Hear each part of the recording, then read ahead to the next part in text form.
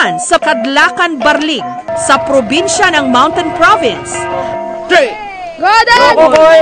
Ang dating larong pampalakasan na nilalaro lamang ng mga katutubong lalaking igorot. Nilalaro na rin ng mga babae ang sangkor o bunong braso. Ngayong sangkor, makikita kung sino ang pinakamalakas ng bata. Yung mga nanalo, nasiyahan sila kasi siya ang pinakamalakas. Sina May J. at Jello Saitel, madalas daw magsangkor. Ang kanilang kaliwang tuhod nakaluhod, habang ang isa papatungan ang kanilang kanang siko. Pinagdikit ang kanilang pulso at sa hudyat, 2, 3. buong puwersa nilang pilit pababagsakin ang braso ng kalaban.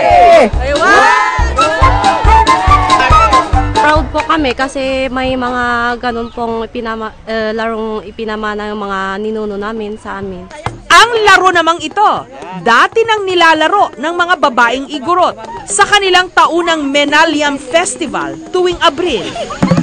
Pero ngayon, pati raw mga lalaki, kakasa na rin sa susuwat. Sa larong ito, magkaharap ang pares at saka uupuan ang paa ng bawat isa. Sa posisyong ito, susubukan nilang iduyan ang isa't isa. Kaya naman tinawag din itong paduyan-duyan. It tries to train members of the community to become one with other members. It is a cooperative game. It's not an individual game, hindi tulad ng sanggor. Ang susuwat, it requires the cooperation of two members in order to complete a goal. Go! Pero para mas exciting, ang susuwat, ginawa nilang karera.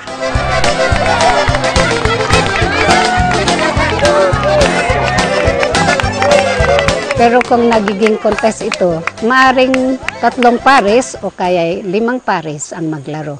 Ang magbabarkadang ito, pinatunayan kung sino nga ba ang mas magaling sa kanila sa larangan ng susuwat. Humilera muna sila, inayos ang pagkakaupo sa kanilang mga partner. At sa hudyat ng kanilang nakatatanda, dali-dali silang umindayog at nag-unahan.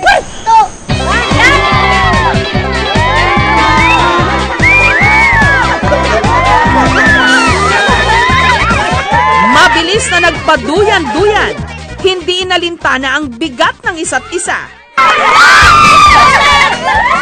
At ang bumida sa pagkakataong ito, si Christian J. Hindi alintana ng kanyang partner na si Oli Chris, ang kanyang bigat. Pero dahil sa kanilang teamwork, sila naman ang nanalo. Nakakapagod po pero enjoyable po. May natututunan po kaming teamwork at cooperation sa isa't isa, ma'am.